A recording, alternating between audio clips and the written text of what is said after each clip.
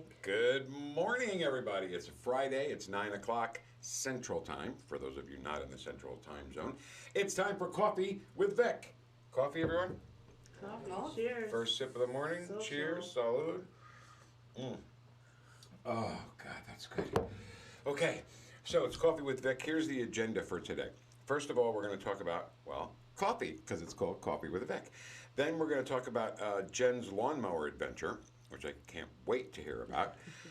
Concert venues in St. Louis. Well, I guess we'll spread these conversations out to more regions, but right now we're focusing on St. Louis.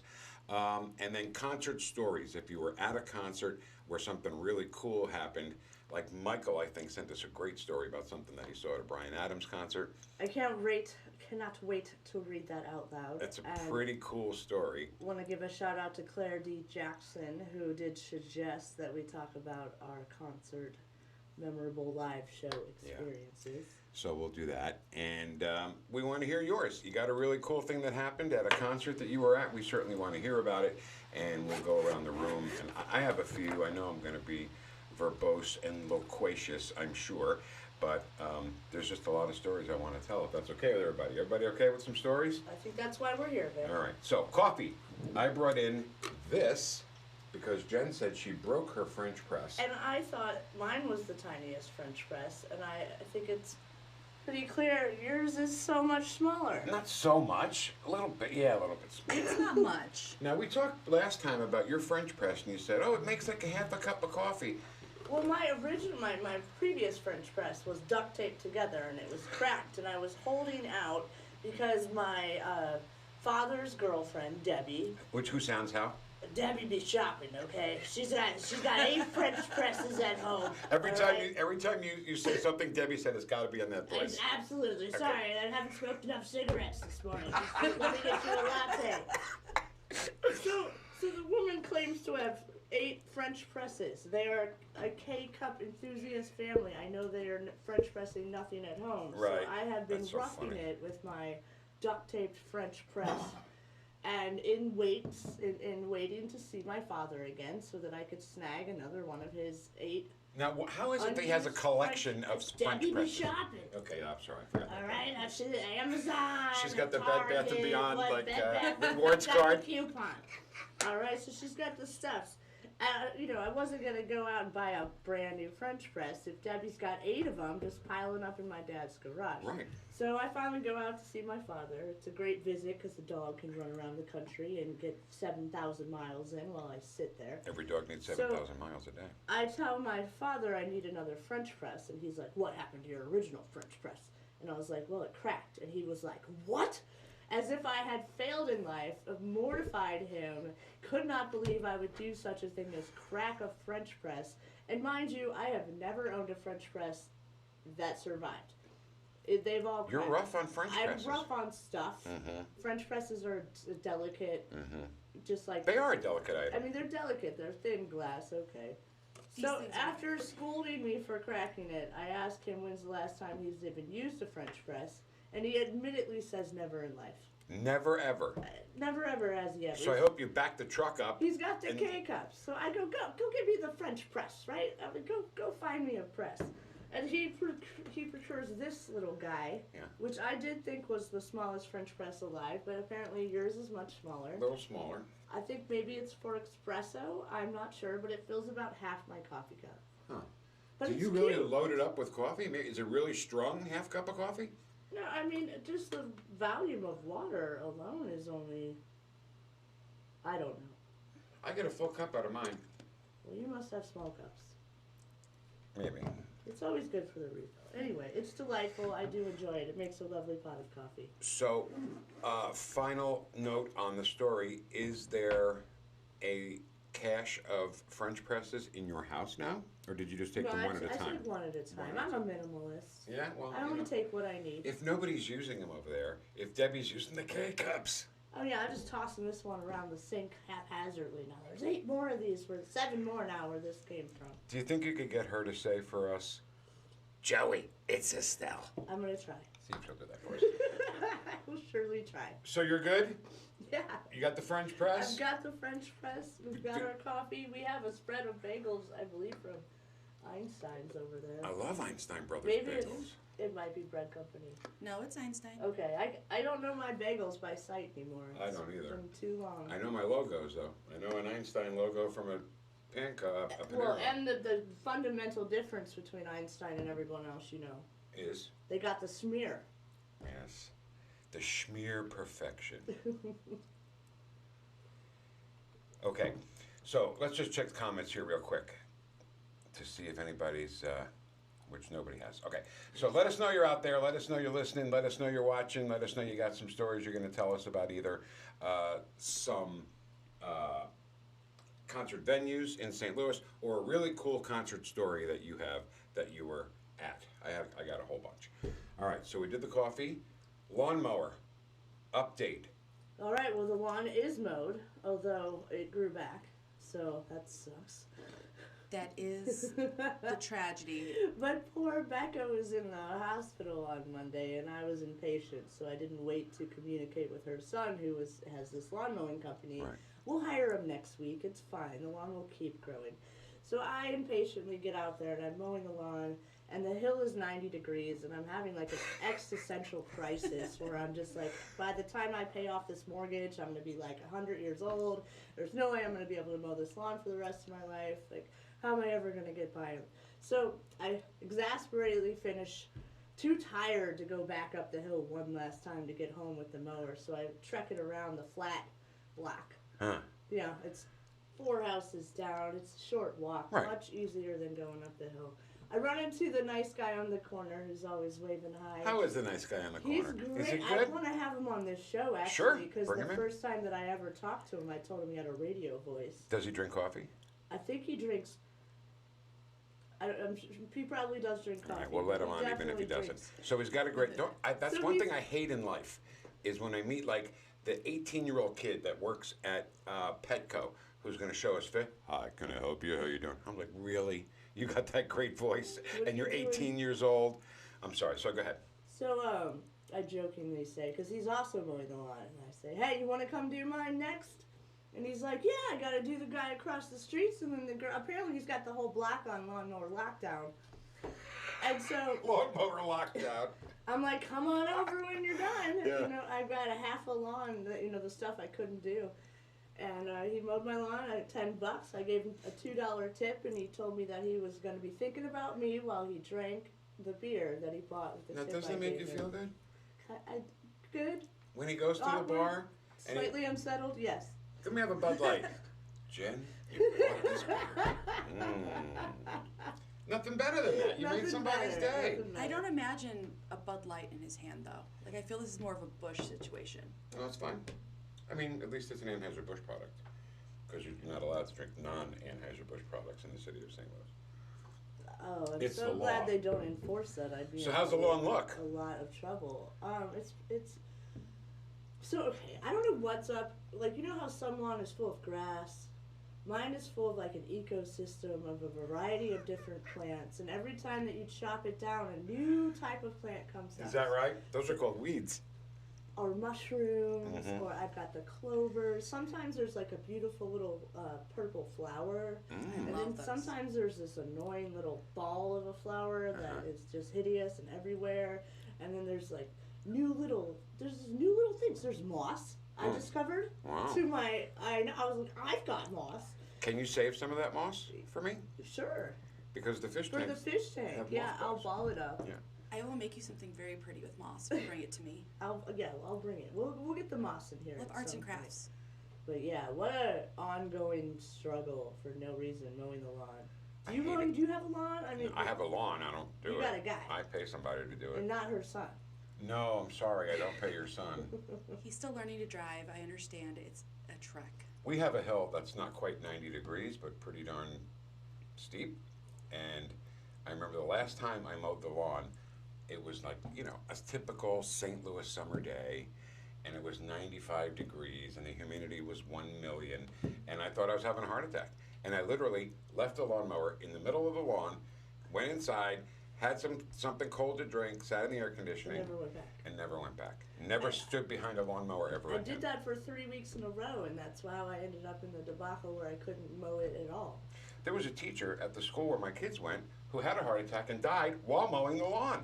Oh my God. So why would I do something where I've heard somebody had a heart attack doing Okay, that? so my existential crisis was fully justifiable. Absolutely. Mowing the lawn is the worst job in the world.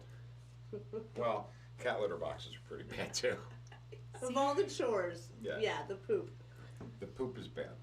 All right, so lawn is looking spanking good, right? Yeah, until another grow cycle. All right. I have to ask my wife a question. She said our sound is not syncing up. And I don't know why that would be, but she's letting me know that. How does that? And she said there's a gleam star on Jen's right front tooth. Is Oh, that yeah. the one? That's that's my Snapchat filter. All good. Oh, it is? Yeah, Stop it. No, it's okay. I could be a pickle. No, don't be a pickle, please. Okay, And sounds don't make like lasers come out of your eyes. That one scared me when we were doing the streamathon. Okay, so let's talk about live music. Everybody loves music, and we got who suggested that we talk about the concert venues? I thought that was Claire M. It Jackson. was Claire. She Okay. had a ton of great suggestions. So, do That you is have a okay. favorite concert venue you like in St. Louis? In St. Louis, I like the smaller venues, like off Broadway. I like off Broadway. Saw Sheryl Next Crow there week. when nobody knew who she was. You saw who? Sheryl Crow in Oh. 1993, right before her At album off came out. Broadway. Yeah. Did you get to talk with her? No. Because it's such a small venue, you can really just shout out. They're gonna hear you. Yeah. I didn't say anything. I'm not a shouter outer. I just, if somebody comes up to me or if something is a perchance meeting. Now, Sheryl Crow and I don't have the best relationship. First of all, she did a benefit concert for us. It was like, bring a can of food and you can get into the concert kind of thing. And she did it. This was back then too, when she wasn't really that big anymore. And I did walk up to her at that point because I was working at the radio station and she's doing the concert for the station. And I said, hey, Cheryl, I just want to, thank you for doing this. She was like, yeah, okay. And she walked away. And I was like, oh, what a pleasant personality you have. And then I got to go to the Grammys in 1999. Before you was like, oh, I'm so jealous. I didn't get to go to the show. I was in the media tent where when people win Grammys, they come on this stage and the press shouts out questions to them. So, ABC and all the big shots were all in the front rows, and I was way in the back row. And it was like, any more questions? So I was waving my hand, and I had one of two questions I was going to ask. I knew I wouldn't get to ask two, and I asked the wrong one, of course. The question I should have asked was, have you ever been nominated for a Grammy that you didn't win? Because she was like winning Grammys left and right back then. And so instead of that, I said, hey, anything you want to say to everybody back home in St. Louis? And you know what her answer to me was in front of everybody in the press call? Well, I'm from Kennett, Missouri. Gives me like the game show buzzer and moves on. That's pretty close. She taught in Kirkwood. She was a teacher in Kirkwood. She could have said, hey, Kirkwood. She could have said something, but she didn't. Wow. So, not one of my favorites. Sheryl Crow, not one of my favorite people. That's a shame. Yes, it is. So, off Broadway, any other cool venues you like to go to?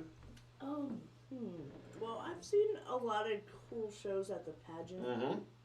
Glad you brought up the pageant. And I don't know if it's my favorite venue. They have a lot of rules.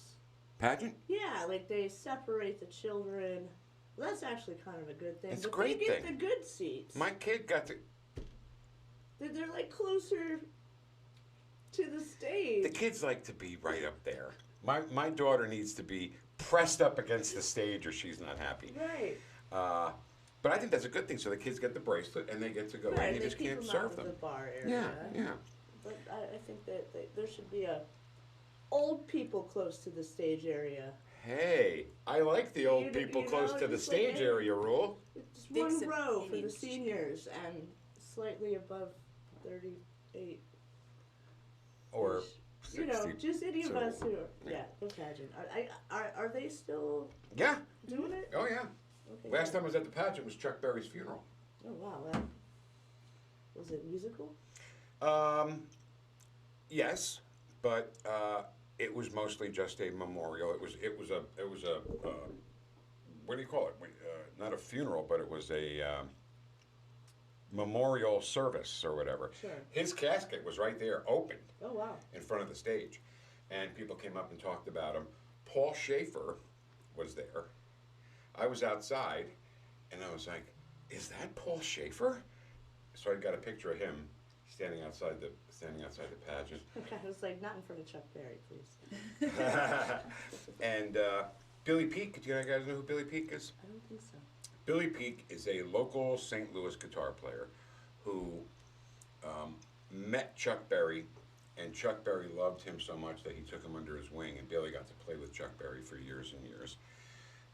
Billy Peak also played with Rod Stewart for years. If you know the song, If You Think I'm Sexy, you know that song? Yeah. Oh yeah. That's Billy on Oh, guitar on that. let me know. Right.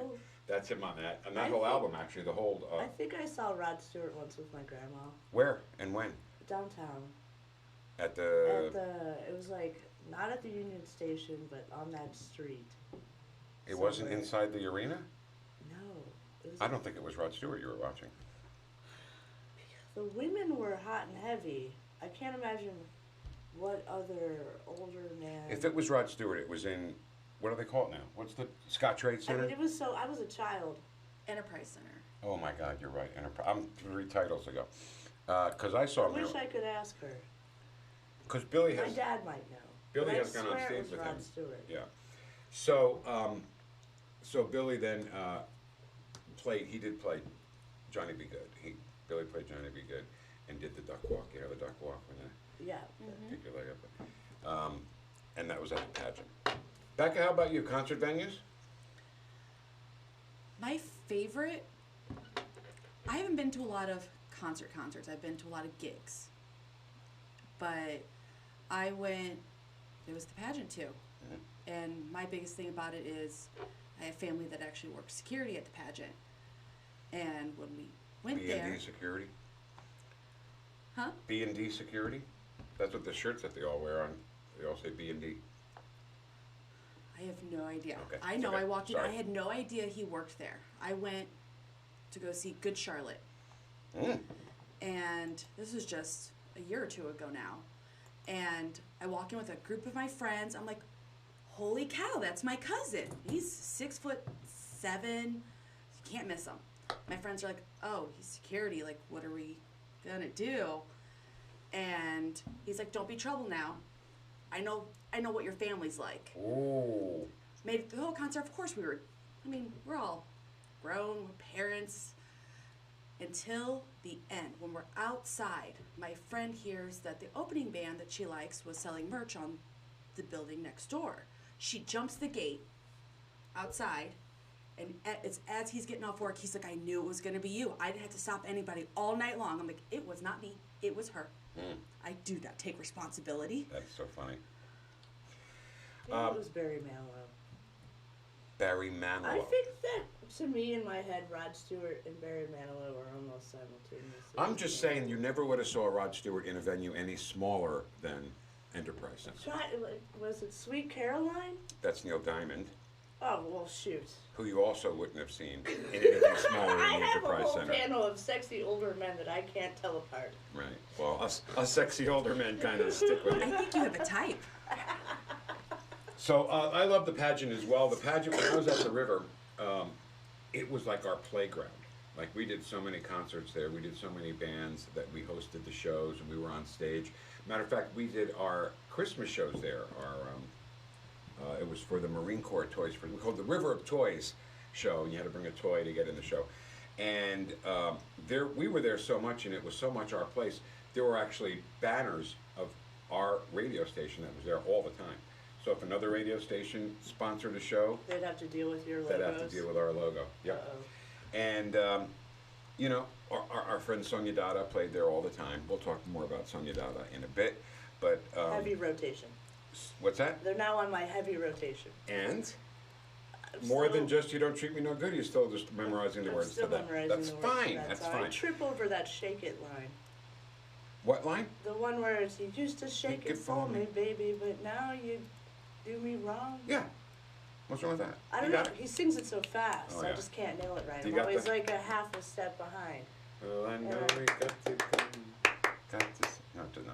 Keep listening. Keep listening. Keep listening. Once I master that one, we'll move on to track 2. Sonia Dada, when they played at the pageant, I would get a all-access pass. I was able to go anywhere I wanted at the request of the band.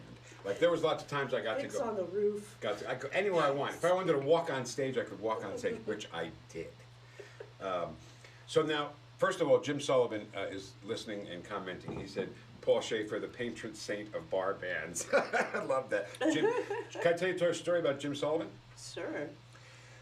I used to host every year the St. Louis Blues Heritage Festival down on the Landing, all the blues bands, because I'm a huge blues fan.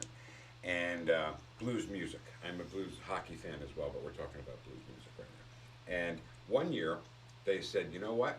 If you can pull people together and make a band, we'll let you do a song on stage before the whole festival starts for the first, early comers that went to the festival." I said, "Fantastic." So I got on the radio and I said, "Okay, what can you play? Can you play an instrument? Call me. We'll audition you right now, and if we like it, we'll do it." So Jim calls, and he's got his Hammond B3 with him, and he starts playing Green Onions. And I swear to God, it didn't sound any different than the record. And I was like, "Dude, you are in." So Jim played with me, because I play a little harmonica. I don't know if I told you What? guys. Okay. I'm I've been sorry. waiting for an intro song. You've been sitting on a harmonica this whole time? Now hold on. Hold on. I play harmonica, which means I can play along with a Howlin' Wolf record, but I can't play Happy Birthday. Okay. Because harmonica is not like play melody, it's just kind of... So you're just that obnoxious guy at the campfire who won't stop playing his harmonica. No, that's the guy who can play Happy Birthday. I'm the guy who, when the Howlin' Wolf record is on, and he sings a verse, and then as soon as the verse is done, I do a little... and until the next verse, because I try not to play while he's singing. Yeah. Got it? It's not a good coupling, the harmonica and a voice. Well, it depends upon how you play it. Okay. It depends there are guys who can play real soft and, Okay. kind of behind, Jazz like along James with Cotton it. was great at that. He played with Muddy Waters, and Muddy would sing, it's real soft. But I'm not as good as James Cotton. So anyway, Jim Sullivan, great piano player, is with us. Appreciate that. Now, Rick Price, My husband. Oh. he brings up Mississippi Nights. Yes. Now, Mississippi Nights was maybe the coolest concert venue that no one will ever top in the history of St. Louis going forward. Yeah, it had an underground vibe to it. Underground vibe, but it really wasn't an underground bar, No. which was cool about that. You've never been there, right? You're too young to have No, been there. I have been there. You have been there. Okay, Yeah, you were too young. To Too be there. young. I knew one of you. I've seen the Urge there, I think probably more than once. That is a religious experience, the Urge at Yeah, Mississippi Nights. absolutely. I mean, seeing the Urge anyway is religious in St. Louis. If you saw the Mississippi Nights, you're blessed. You are going on Right. to heaven. It blew my mind. Much later in life, I went to the Contemporary Art Museum here, and they had Steve Ewing in the corner, alone, on his own little setup, Oh, just kind of neat. doing He his used to thing. play. And my mind was blown. I was like, that's he's not getting hectic. Isn't that great when you see somebody like that? Well, he used to do that same kind of setup at a bar I worked at for a while. He'd come in on like Friday nights. We'd do a softer vibe, not a big band, and he'd come in because we. No, I think that's so cool. Yeah, I he's think very that is down just to the earth. coolest thing. I mean, he's catering now, and he's got his hot dog place, which he actually He's still shut playing, down. though, And right? by popular demand, he brought it back because he tried to close, and people were like, "No, Steve." He's still playing though. Yeah, I think Okay, he's alright. still doing it. So let me segue from our venue talk into our concert talk. Is that cool? Yeah, Because I want to combine Mississippi Nights with the Sonia Dada story. perfect. Unless you have something else any other venues you want to bring up before we move on? No. Okay.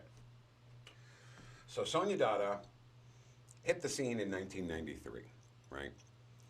They formed because Michael Scott, the lead singer, Paris Delane, the late, great Paris Delane, and Sam Hogan were singing gospel on the platform on the L in Chicago, right? Dan Pritchard, who was in the band Sonia Dada, he hears them. You guys are really good. Here's my card. Come on down to the studio and let's jam. So they said, yeah. So they show up, and that's how the band was born. So you got these three black guys who, they were so great. They each had their own thing, which we're going to get to in a second. And this rock and roll band behind them, you know? And they were so unique and live. As much as You Love You Don't Treat Me No Good that you've listened to, when you hear and see them do it live, it's so much better. They were such a great live band. So my station that I was working at was the only station in St. Louis to ever play a Sonia Dada record. I've never heard anybody else play any Sonia Dada but us. And when I was doing Porcelli's Deli, when people would request songs, people would always call in for Sonia Dada, and of course I would always play it. And they appreciated that, and they appreciated me, which is why I got the all access pass when they play at the pageant. So we hadn't seen them for a while. Years had gone on, and they hadn't been in town, or maybe it was just a year, I don't know. It seemed like forever to me because I'm 10 years old. But I got to interview them during the afternoon drive radio show at Mississippi Nights because they were going to be there that night. So I said to them, I said, you know, I haven't seen you guys in a while, but I've been thinking about you. And I've been thinking about, you know, if you guys ever thought about doing like some Temptations, you know, like a Temptation song, like maybe Ball of Confusion would be great, you know? I said, because Michael Scott had that high Eddie Kendrick kind of voice, you know, that falsetto kind of voice. Sam Hogan had the raspy Dennis Edwards kind of sound, you know? And Paris had that Melvin Franklin, and the band played on, you know, he had that kind of sound. So I said, yeah, it'd be great if you could do like, you know, like a Temptation song or Ball of Confusion. So Dan Pritchard goes, okay, Vic, thanks. When we need suggestions on what songs to play, we'll call you. I was like, okay, cool. So you guys want to do a song for us? Sure, let's do it. They go right into Ball of Confusion. The exact Temptation song that I was saying that they should do, they go into because they had been rehearsing it, and I just nailed it. And it was a magical moment for me. You just happened to request the song that they I didn't request the song. I thought it out and said, this is a perfect song for you guys to do because you have all of the components, you know. And actually, I said, you know, you have all the components except the harmonica, which I can provide if you need. And Dan said, really? Can you play harmonica? I said, yeah. So I got to play harmonica on stage at Mississippi Nights with Sonia Dada on Ball of Confusion. That's an epic concert story, is it not? That's pretty epic. Okay. Your turn. I have more, but I don't want to hog up all the time. Do you have a Honestly, nothing really big ever happened to me at a concert. It's more nostalgic or emotional. Like my first date ever was a concert. I went to Point Fest, my high school sweetheart. Wow. And it was pretty great. They worked there. They worked at the amphitheater. And so we got in for free. We got to see the whole show. Nice. We got to go in some places people don't usually get to go Nice. to. And of course, we went to high school in Maryland Heights. So there's always a little bit more Maryland Heights at Point Fest than other towns. Sure. Every friend we've ever had is there. That's great. It's Point Fest. Yeah, sure. So we ran into all these people. It was a great time. And our song was a song that was played by a band that was there. So we got to listen to our song How about live that? on our first date. That's fantastic. Jen? Well, so just despite my t-shirt, I am not a hippie. You're what? Not a hippie. A Okay, lot of if you are. people confuse me for that just because I use essential oils. You look a little hippie-ish, I gotta tell you. I follow the moon. And there's nothing wrong with that. It's the backpack. Nothing wrong with it. Most of my friends are jam band enthusiasts, and I am not, but I get bored and lonely. And so occasionally I accept their invitations to things like driving to Denver to go see String Cheese Incident for a 3-day concert without any... I didn't have any tickets. I was just like, I'll go for the after Are you party. sure you're not a hippie? Because you have all the characteristics. You're pretty close. I have all of the reasonable sides. All the but characteristics. None of the side effects. I'm like a asymptomatic hippie. That's so See, funny. and I'm the one that named my daughter after 2 Grateful Dead songs, and you're still more of a hippie than me. Nothing wrong with that. There's nothing wrong with that. I like- So string cheese incident. So, I don't have a ticket, and it's a 3-day concert. Of course, I don't know if you know anything about them, but they're always talking about the miracle ticket, and it's when you go to the concert and someone buys the ticket for you. So I had this experience. So I had to go to the darn show twice. So I'm in this concert venue with all these freaking hippies. It smells so bad. And it was cool. It was enjoyable. Yeah. The best part, though, was the not wrong word, but the theatrics that came from their finale. I think they had all these millions of balloons tied cool. to the ceilings, and they were stuck together in shapes like octopuses and water creatures. And as I swear to God, it was real. Yeah. This really came down upon us, Yeah. and it was just really cool. Was it the brown acid or the orange acid? It was hippie magic. Got it. Okay. Okay. I'm just trying to figure out if it was real or not. As the show was crescendoing, the ceiling was becoming an aquatic, balloon-filled extravaganza landscape, and it was Might have been the acid. pretty cool. All right. That's cool. That's a great story. So I got a couple more, if that's okay. Of course. If I may bore you with a couple of cool concert stories that I've been at.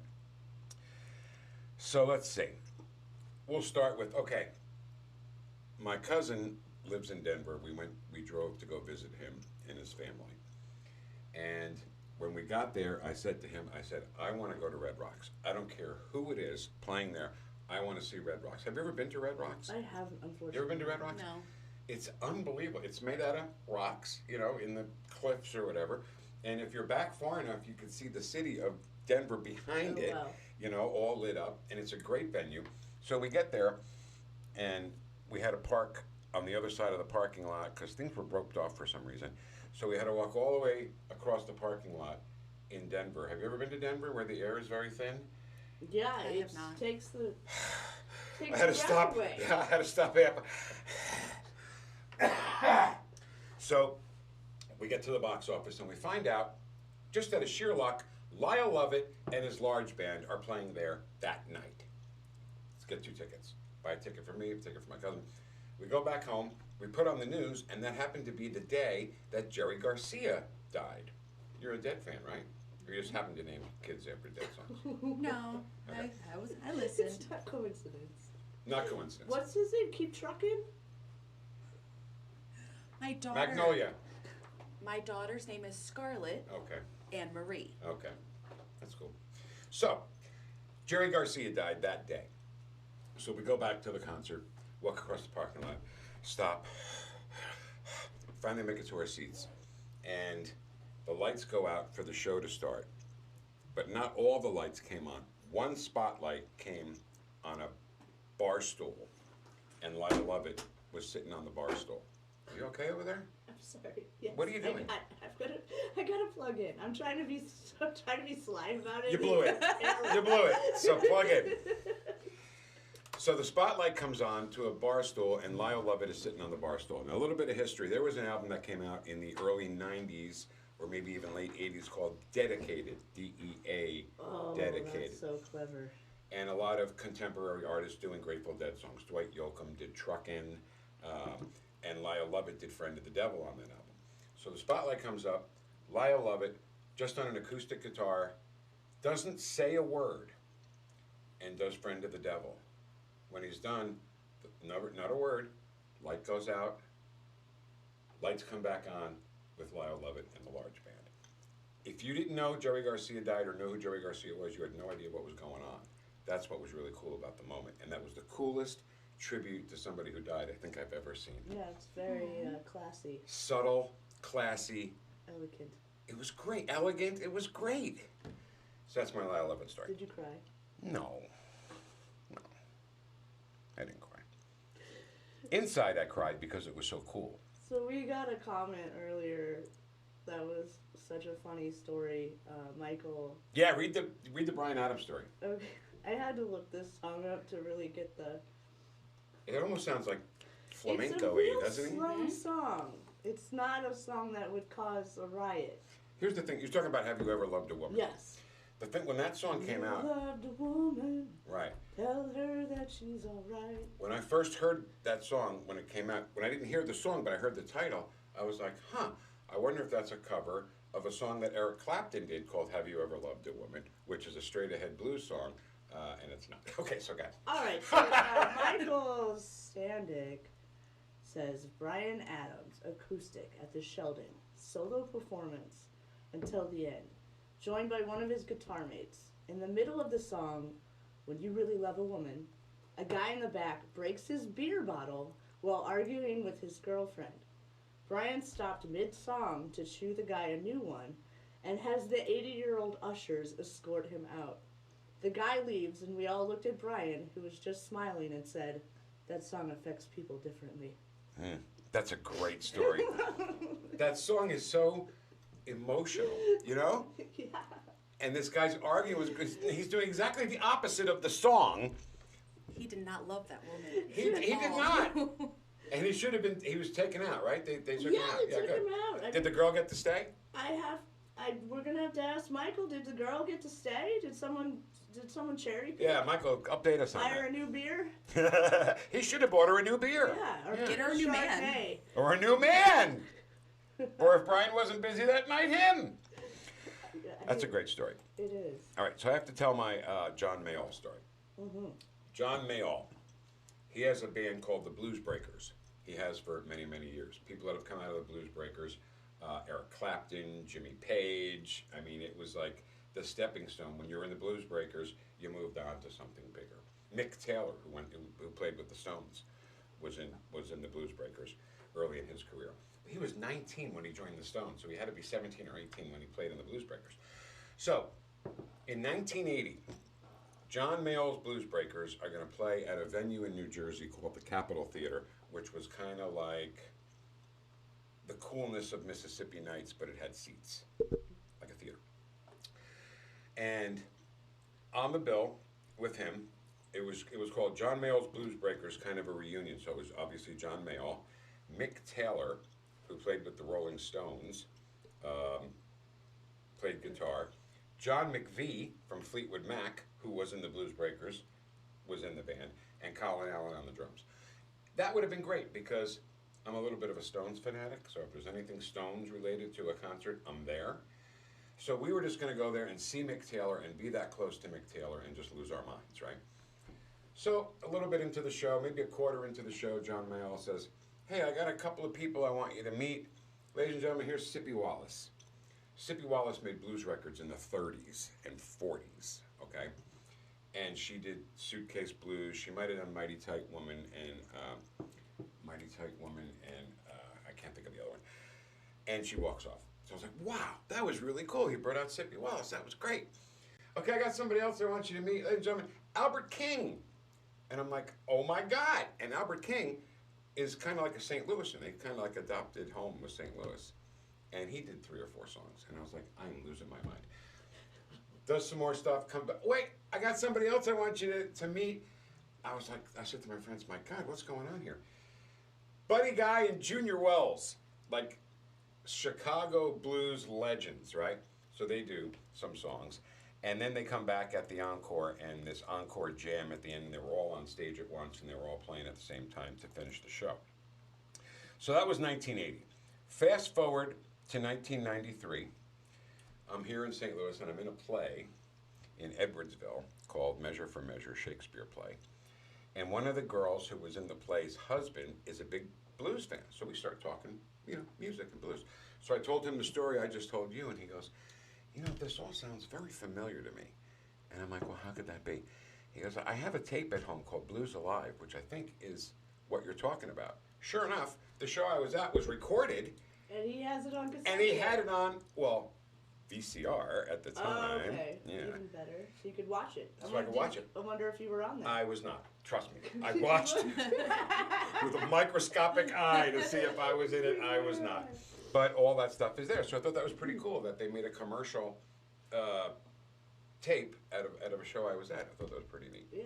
That's my John Mayall story. Anybody want to interrupt me? Because I'm going. I'm on a Yes, roll here. actually, we have an update about the girl. She got to stay. She got to stay. Fantastic. I And wonder if she drove. I wonder if she I broke hope up so. with the guy. If dude had to wait for her out in the parking lot. Like, I hope she drove, snuck out the back with Brian Adams, and left without him. Because you know how the woman always has to carry the keys because she's got the purse? That is 1,000% correct. Yeah. 1,000% correct. You don't want those. You When got my wife pockets, comes out, You got purses. I put extra cigarettes in my wife. So here's a sandwich. She's got to pull it like, let's go. So that's good. So the guy got kicked out. Girl got to stay. That's fantastic. I hope they had good seats, and I hope she didn't leave with them. I hope she broke up with them. Me too. Those are my hopes and dreams, everyone. Yeah, we'll have That to was track cover. her down. Get her in here on as a guest. All right, my Dave Edmunds story. Dave Edmunds. Let's see, where do we start? Dave Edmunds and Nick Lowe. No? Okay. Dave Edmunds and Nick Lowe were musical partners for many years. And they had a band called Rock Pile, who only got to release one album in 1980. And the reason for that was Dave Edmunds was contracted to Atlantic Records. Nick Lowe was contracted to Columbia Records. So they couldn't name anything. Star-crossed lovers. They were star-crossed record company Record. lovers. Yeah. But they got around it by Rockpile just all played on their records. But they all, when they all were on Atlantic, they all were on a Dave Edmunds album, Dave Edmunds album, or they all played together for a Nick Lowe album. And then finally, I think it was Dave Edmunds' contract with Atlantic ran out, and they released this album called Seconds of Pleasure in 1980. One of my favorite albums of all time. What are you laughing I at? just think it's a great title. Seconds of Pleasure. Yeah. Yeah, and it's a great album.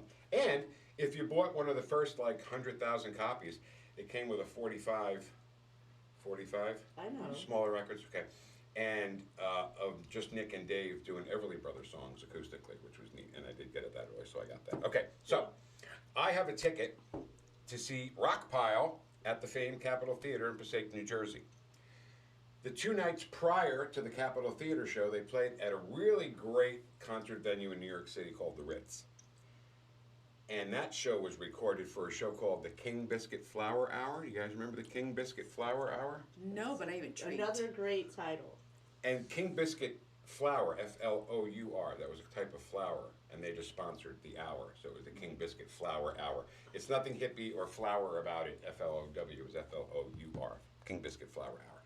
And there Oh, was a like baking. baking powder, flour, yeah. Oh, so it I'm was still like excited. the Enterprise Center. It was just the name of the company that sponsored, and they just happened to be The show. Biscuit Flour. King Biscuit Flour Wow, sponsored the King Unfortunate. Biscuit Flour but that's Hour. hilarious. Yeah. So during the show,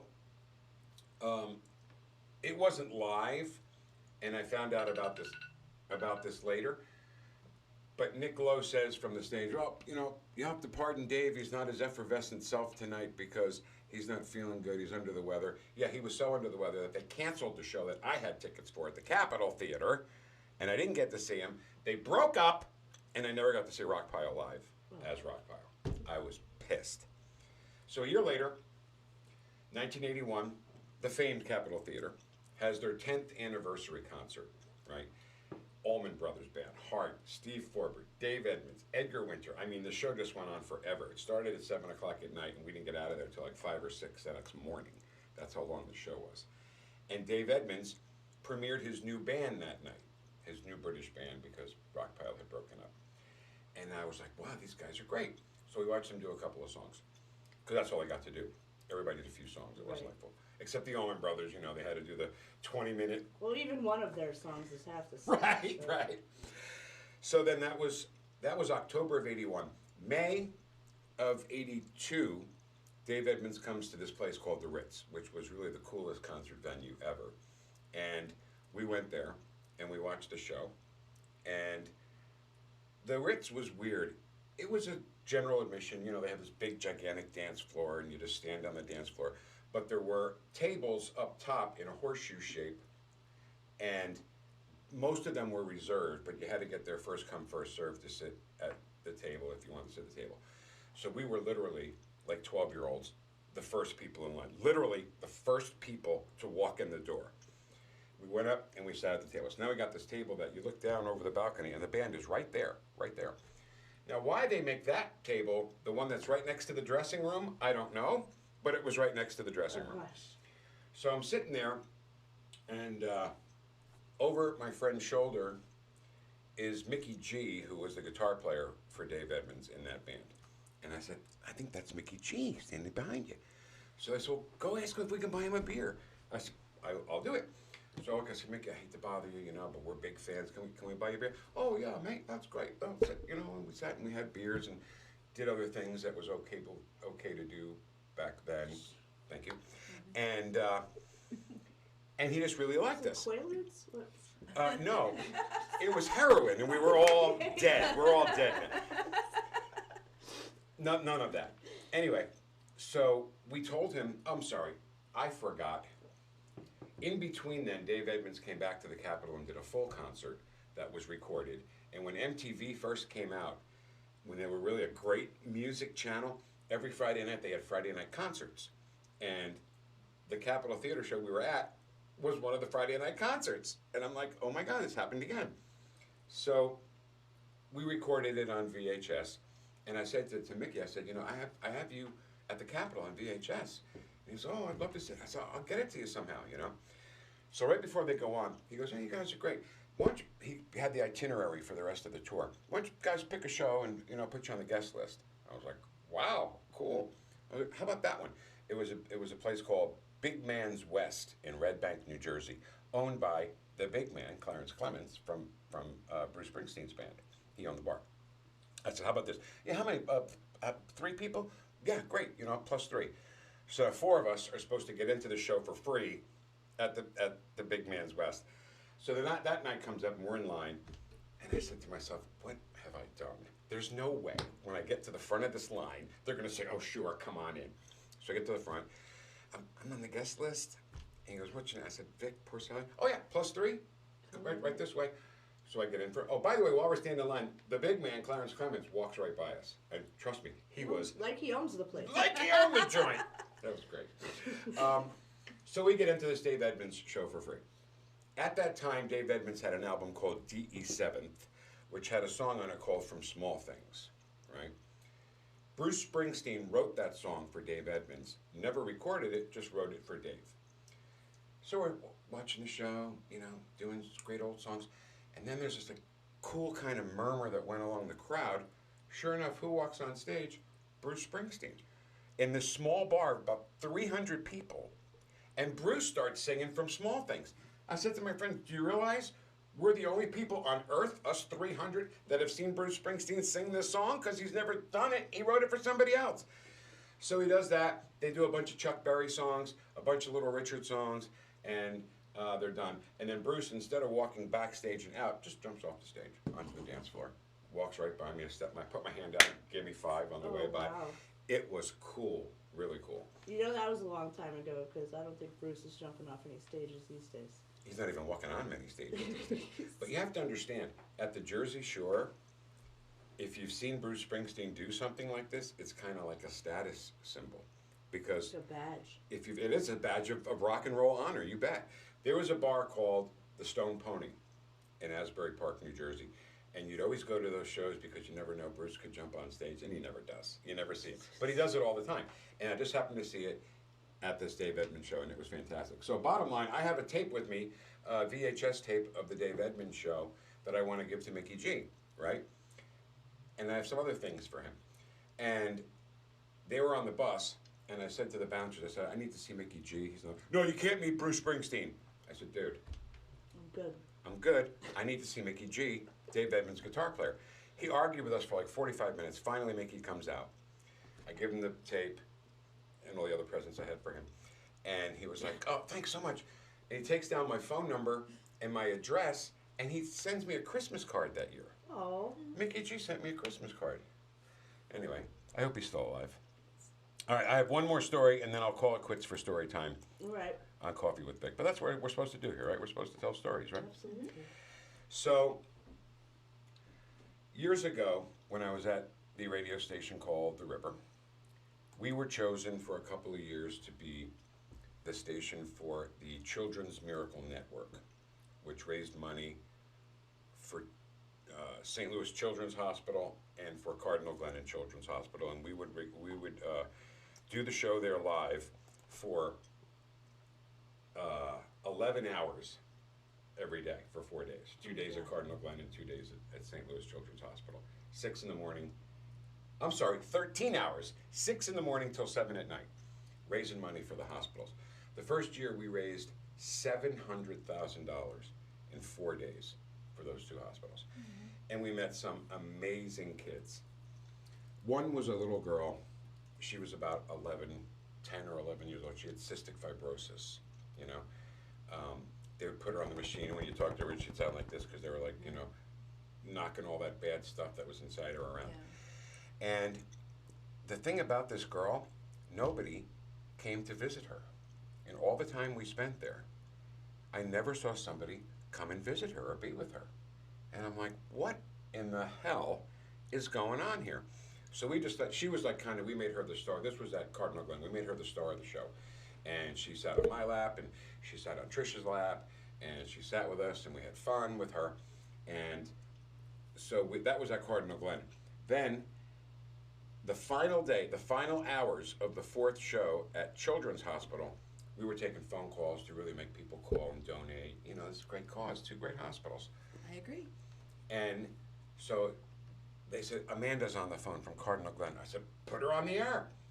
Hey, Amanda, how you doing? Hey, Vic, how are you? Thanks for coming to visit me. Are you going to come and visit me again?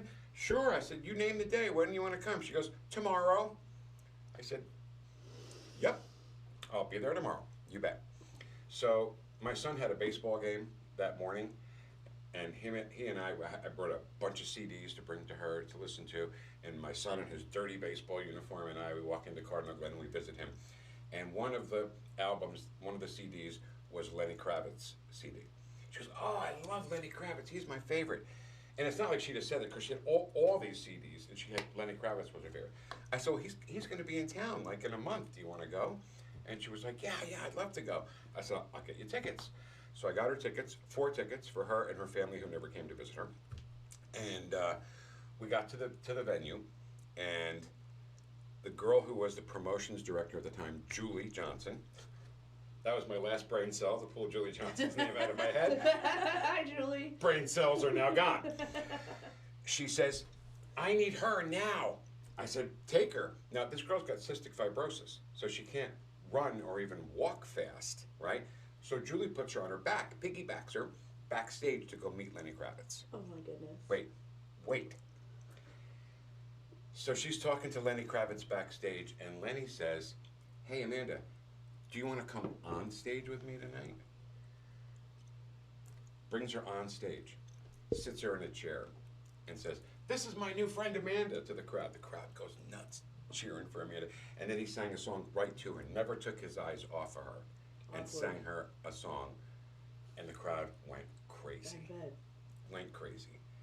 And that's just one of my feel-good concert stories. I sure hope her family started visiting her after that. You know what? You never get to follow keep in touch with these kids. Can I tell you, though? I have been to more wakes of kids less than 13 years old than I ever want to be. Yeah, wow. You know, there were kids that, this one girl, she made, she used borax and Play-Doh. Oh, yeah, to make the slime? Yeah, well, it made the fart noise. Yeah. If you stung your finger in it, in the jar, it made the fart noise. This is before slime time. Hannah Keaton was her name. It was before slime time. And you'd stick your finger in and it would make the fart noise. So she gives me one, she gives Trisha one, she's doing it, and we're like 12-year-olds just laughing. We laughed for 10 minutes about it. And that girl is no longer with us, you know? And it just breaks my heart. And I've been to, I can't tell you, I don't even want to start remembering how many, but I've been to plenty. I've been to plenty of wakes of kids that are under 10 years old. Kind of segues into, Becca has a kind of cool story because her son had some early ailments and he's survived, and he was up for the Make-A-Wish program. Yeah, my one of the technical stepsons, but he's mine. He was born with hypoplastic right heart syndrome, with aortic stenosis and a few other defects. By the time, What are those? Can you just... so hypoplastic right heart syndrome in a nutshell is the two right valves were underdeveloped. So he had to have a series of open heart surgeries and stents put in and all kinds of procedures Now, how old is he at this time? when he was born. Oh, my God. Between that and the age of 3, he had all this done. When me and my husband got together, a few months later is when he had his final surgery. There's no statistics for his exact defects because there's only one other kid ever that's known to have had this. One of two. And so nobody knew what was going to happen. But this is very serious. Like, this is a lot of babies come out and they have to immediately have heart transplants Yeah. for this. He was so underdeveloped he couldn't even have a heart transplant. So he got a wish because nobody knew what was going to happen. And even as a very young child, always said, I don't need my wish because I'm going to make it. Oh, And my now God. he's Isn't that about the to most be heartwarming thing? he's about to be 10 years old on September 9th, and no one ever thought it was going to happen. I And don't he's need thriving. my wish. I'm gonna make it. That's If there isn't a better way to live life selfishness, right. Selfishness plus courage and confidence. and confidence equals that kid. Yeah, I My can't wait God. to meet him. And how's he doing? Perfect. He just went Is to he the his lawnmower kid? No. Oh. Oh, yeah, I would feel so bad. I'd be No. giving him like $100. I'm like, great job. Just No, he's like I say, he's about to be 10, but he's doing great. He's one of the smartest, and like I'm not that mom that's like my kids are the smartest. They're the most beautiful. Like I tell it how it is. This kid will make skyscrapers to scale Great. for you. Wow. He will talk to you about dinosaurs, and I don't mean he's going to talk to you about dinos. Right. If you call a dinosaur a reptile to this child, he will be offended, and he will put you in your place. Wow, I love that. And he's been that way since I met him. How do you learn so much about dinosaurs? Just on his own, or He just read a book, and it was books? there. what are My Knowledge my and kids books. read. that paper stuff filled with what words? Ah. My kids aren't screen kids; they're book kids. The cool thing about books is you never have to charge them. You never have to charge them. Yeah, like there's no plug-in. Yeah, and they just work all the just time. work all of the time. They smell better. Super battery. That's an awesome story. Love it. So I guess that's it. That is our Coffee with Vic for today, Friday, August the 7th. And we'll be back next Friday at 9 a.m. Central for more Coffee with Vic. And we have some ideas on some of the stuff we want to do, topics, but we're always taking topics from you guys. So get on the comment section. Let us know what you want to talk about, what you want us to talk about. And that's next Friday. Now, Monday, Oh. we have an interesting little surprise for people. Are we allowed to say that now? Or not? Better start saying. If are you ready for the announcement, everyone? Is everyone, or am I ready to Are say it, you or are ready? people ready Is to the world accept it? ready? Or yeah, we have to pull the trigger on this if we're gonna say it out loud. Well, we might as well then. Ready? Mm-hmm. Here goes. Starting Monday, noon Central till 2 o'clock Central from the studio at NextCore, Porcelli's Deli. Back. Audio and video, which we never got to do back then, so this is even Absolutely. better. And what we're going to do is showcase unsigned artists, up-and-coming artists, local artists in St. Louis, and then branch our way out through hopefully the whole world. And that all starts on Monday at noon. Yeah, so look for a link. We're going to be taking submissions. If you have videos that you want us to re-air, we can watch them. We can invite you to come in. Do some songs maybe live in Do the some studio. songs live, or we could maybe do some pre-record it for you and then help you out in that way. We're also hoping to highlight some veteran-owned businesses, because I know that is a passion of yours. Well, it's a passion to help them Absolutely. because they've done things for this country that I haven't done, and they're brave and they're courageous, and we owe them. Yeah, Agreed. and there are some really cool companies in town that people maybe don't know about. Some fun stuff they can do, Yeah. And there's some great causes going on. So we're hoping to highlight that during the Porcelli's Deli. Local music, unsigned artists, puppies, Fun, fun, fun. Yes, we're working on puppies. Yeah, I love puppies. And don't forget that the red and redder in explodes into a spectrum of colors. Can't wait for you to tell that story. Yeah, we're going to touch on that next week. It's a the longer one. coolest story. So, all right, so let's make a semi-commitment here because we have had requests for binge-worthy shows Yes. to talk about. So we were going to do a show just on binging, and then I said, well, how are we going to do that without, like, all the spoilers coming out? You have to watch it Yeah. like I do. You put it on and you leave the room.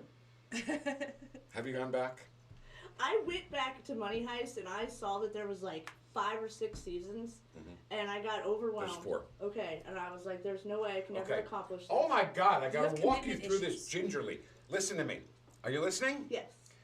If you just watch the first 2 seasons, you could quit then if you wanted to. Okay. Okay. Okay? I can't say any more So without. I went back and I watched the Phenomenon docu-series Yeah. or documentation About that. about the show, Mhm. and I saw a lot of scenes that I wanted to see in real life. Right. For example, when they made it rain money. Yeah. Now you're gonna have to get to season 3 for that. Well, you said I would be done with 2. Excuse me. Can I just go straight to 3? Then you're gonna miss everything that happened in the mint in Spain. But I already did. You already did what? Missed it. So, I'll try to touch up on it. Restream it like you can restream the podcast. Right. Just watch season Maybe 1. if I go to sleep with it on, I'll absorb it. There's just not enough hours in the day. It's like when you sign up for 18 hours for a semester and you gotta cut 2 classes because you just realize that you don't have enough time for all of this. That's where I'm at with Money I'll Heist. give you that because I have to admit I did watch that while I was out of work doing nothing, sitting around the house while just binging shows day and night. So I'll give you that. But if you can watch it now, season 1 and 2 is one heist. I think I can tell you that without. Yeah, that was my question. Is they keep robbing places? Are they printing money every time? That's way too spoiler for me. to say. Okay. Okay, but I guess it's not a spoiler. Oh, I guess it is. But Money Heist, the first heist is at the National Mint of Spain. And they have this plan to not rob the money that's there. That money's marked. Yeah, they're gonna make more. So they're just going to print their own money, which is not going to be marked. And that's the beauty of that heist. And so that will end good or bad with the end of season 2. And then season 3 and 4 is different. That's all I'm saying. It's different. You have to watch it. Anyway. Monday, Noon. binge-worthy shows. Maybe that'll be the We topic. have some binge-worthy musical shows. highlights already scheduled for Monday. Yeah, but why did we bring up binge-worthy? What were we talking about that we were going to talk about Monday that had to do the with? red letter in? Oh, right. So, Jen's story about Netflix and the secrets of the letter N in Netflix exposed. What you see will shock you. So that'll be and then music. We're going to feature a very handsome artist next week, whose name is the same as mine last name. Isn't that weird? What a coincidence. Yep. All right, so that's our Coffee with Vic show. Anything, last words? Becca. I got none. That's words. Last words? We got bagels in here to eat. It's been great talking to you guys again. I think we had a great second show. Absolutely, Thanks except for for the tuning technical in. problems that we Yeah, seem I'm to be not sure having. if that's a streaming thing or if it's our thing. We'll figure it out for Monday. Do you have 5G? 5G. Are you? I'm broke, man. Maybe she needs to try it in Chrome. Everybody's saying it. Yeah. Really? Yeah, everybody's saying that the it's not synced. You guys are saying that I'm not With the video. not heard. So whatever. I think it's because your headphones are too good. No, I don't think that's why. Well, we'll figure it out. And also, I would like to say before we leave, if you'd like to advertise with us, be sure you get in touch with us. We got some great plans for this show, for the Porcelli's Deli show. Oh, speaking of which, did you know Yes? No? Denali's delivers? Denali's does deliver. Can you remind us of that? Sure See you next can. week. Thanks. Denali delivers. Here's how it works. Make a list of what you need. We source from Home Depot or the hardware store of your choice. Text the list to 314-499-2992 to start your order. Then Denali delivers your order on the scheduled delivery date. Denali delivers.